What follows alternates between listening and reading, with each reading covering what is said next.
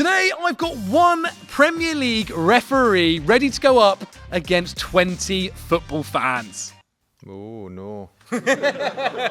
Should there be an appeal system where coach can maybe send a flag out and therefore the VAR can have a challenge?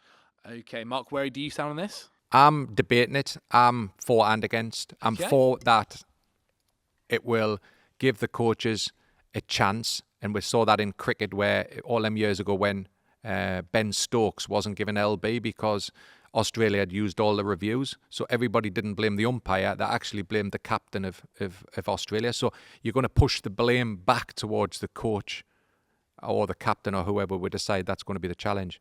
But I don't believe it's going to improve the game because we're still going to have mistakes happen and we're still going to be debating. And the third point of this, it means, and I believe this, ex-referees will be sitting inside the stadium working for clubs because a manager or a coach will want that opinion to see if we're going to challenge or not. Okay, then. Let's see who comes to the table. 3, 2, 1. Welcome, Ben. Hi, Manchester City. Let me just get the clock started. I'm having a little bit of trouble with it. Is it on 0, 10? Yeah. It's on 10, yeah, I've got it. There we go. Go. I completely agree with an appeal system. I personally think it should be done by the captain on field, in the same way it is in kind of cricket. I think there should be a time allowed to review, and if not, we just carry on. So then we're going to have an issue. Get your point about the captain, but if we're going to then have a debate and have it like, say, 15, 20 seconds, a lot of things can happen in football. We'll have an appeal for a penalty, and then do we wait for the ball to go out of play? And then we start debating maybe another 15 seconds or 20. Will that create more stop-starts? Will they be using it as a tactic later on in the game when they're under pressure? I think we go for the stop and play like we do with VAR. I just think I think the issue we have at the moment is there's a lack of respect and responsibility for the on-field referee.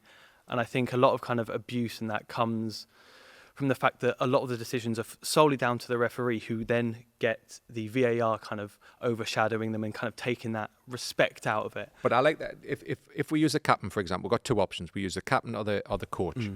The coach always have the monitor in front of them. So they've always got a monitor and they've always got a 10-second or a 15-second delay. Yeah. That's in the technical area now. So they're probably in a better position emotionally than the captain. I always have issues with captains is when they're emotionally abuse you and they've got a responsibility as a captain. It's different to rugby union because you say to the captain, look, tell your player to stop the back. I'm not sure captains are even in a better place because I think a captain could be a defender or a goalkeeper. It could be like Lloris was at Spurs, for example. Yeah, you had an outfield player you could speak to try and manage the team, but if he's the one that's going to give that decision, is he better placed to do it? Is he emotionally in a better place to do it? If I'm going to accept it, and it's being used at the Under-20 World Cup at the moment, a FIFA tournament, if we're going to do it, I believe the best person is the coach. And what you're then doing is the coach is responsible for his team.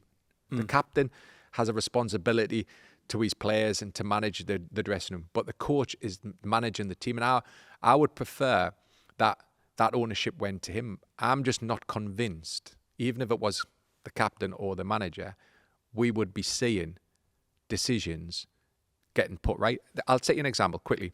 Liverpool, Manchester City, when it was the season Liverpool could have won the title and Gerrard slipped the following week against Chelsea. I refereed that game. 1 hour later, I get a phone call. I've missed a handball. Skirtle. You probably never saw it. Sky show it an hour later. What chance have I got? Yeah. But if the manager had challenged that, there was no way because nobody knows about it. Yeah. It was only when they've shown some different angles an hour later, somebody analysing the game have found a handball where Skirtle had actually knocked it away with his hand late in the match and it should have been a penalty kick. But you would still have this argument still. If they don't challenge it, you're still going to think you've been wrong. So I think one thing it does alleviate is, one thing I really hate is when players surround a referee and get in the face and try and get that intimidation into it. I think if it is a captain on field, or maybe even it is a coach. James, I'm sorry, That's all right. mid debate. However, the majority have voted. You're off, my friend. Thank you very Of much. course, Hello, we've still got a few more minutes left of the debate. If anybody would like to step up and do it, 3, 2, 1. Oh, next time. Maron, welcome. me. All right. Maron, go ahead, my friend. I think this is the problem with football these days in terms of we're not looking at why we make rules. It should be to help the entertainment of the game, the flow of the game. 100%. And I think VAR is checking the decisions that you spoke about earlier. So why do we need a captain to come up and say, check that decision? If it's a big enough decision, VAR will be checking it anyway. I just think one of the issues you've got is all the ownership and the blame's on the referee. At the moment, every blame's on the referee. And I talked about Ben Stokes, for example, in cricket, where the ownership went on to the captain of Australia. The umpire never got blamed, even though he's made an incorrect call. He didn't, and Ben Stokes would have been out, and Australia would have won the Test match. So it's passing the blame. We'll all accept that we make mistakes. Referees are always going to make mistakes. This is life. We're human beings. But is that the reason we should make a rule to shift blame away from a referee? Well, it's not blame. It's not making the rule, but giving the ownership back to the clubs. The clubs, they wanted VAR. They voted for VAR, and they voted for VAR consistently, year in, year out, even though it's got issues, because they believe that it can put right the real wrong decision, the one that was discussed before, Thierry Henry handball. They still want it. However, they're not happy with its state. They would rather that the coach has a say. But why not the referee has a say as well? I had games where I thought, have I really made that? I'm thinking, have I made that wrong decision? And you can't get closure till the end of the game. But if I've got closure, I can say, look, I want a quick look at that. Give me a look at it. Even if it takes me 10 seconds, I would rather have a look at it so I can clear my mind. Because one thing as a referee, when you believe you've made a mistake and you haven't, the VAR supported you, and you think the actions of the team are thinking I've made a mistake, you're going into the next 5 minutes still thinking you've made a mistake. Where if I've seen it, I can clear it up. Why shouldn't I be able to put wrong me right? But why should I there rely should be an on appeal somebody? for a referee rather than a captain? I think it's like you said earlier. They'll just use it as a tactic to waste time. The issue you've got, to the drive issue- the emotion of the game 100%. rather than what the referee needs, which is to help with the decision. Yeah, the issue you've got is they want football to be played, and they want it entertained. They want to keep the game flowing. This is why VAR has been destroyed. In cricket, they've got a procedure, and we accept that delay. In football, we're not accepting the delay, and I believe that. When I first thought VAR was going to be implemented, it wasn't going to be the VAR making the decision. All the VAR was going to do was say, look, I think you've made a mistake. You could have made a mistake. Go and have a look at it on the monitor. And then the referee goes, yes or no. And he gives what he believes. But that's not the case anymore. You've got a person in the cold office in Stockley Park who's got no emotion. He's got no... The blood pressure pumping in his veins, thinking, I'm on that pitch and I want to make that. I want to finalise that call. I don't want to rely on somebody else's. I can't say incompetence, but judgment. And his judgment ends up being wrong. When I could have had a quick look at it and go, well, you know what? That's a penalty, or that's not a penalty. I've had many situations in my life where during the game players have told us I'm wrong. And I'm thinking, why could I not have just seen it? Just said to the players, But look, then I've that's, seen it. like I said earlier, that is what VAR is for, to check all big decisions.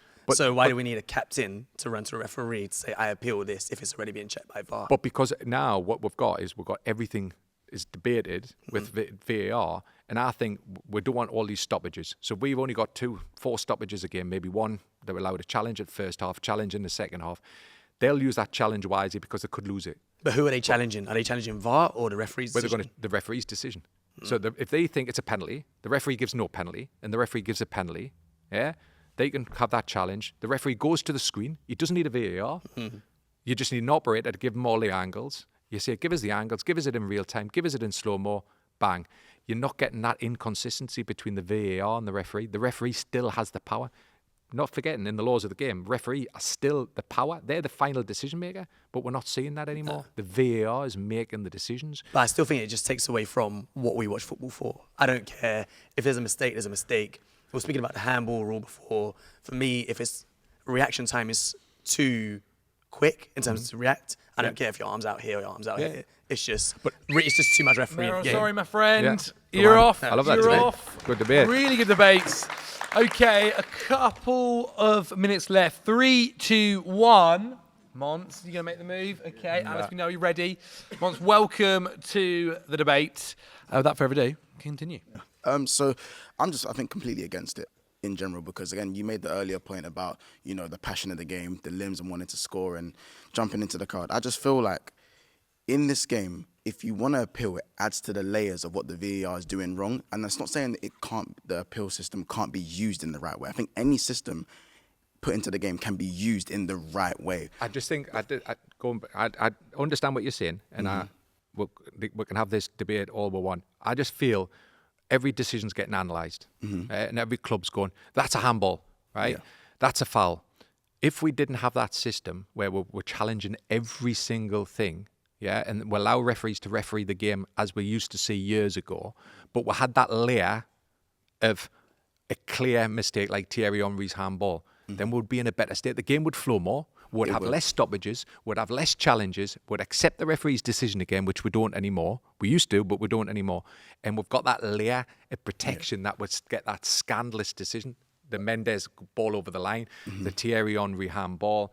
You could probably name a handful. We're not talking about this little handball at Fulham. We're not talking about the Gabriel handball at Arsenal. No, but we're not talking about the Gabriel handball at Arsenal.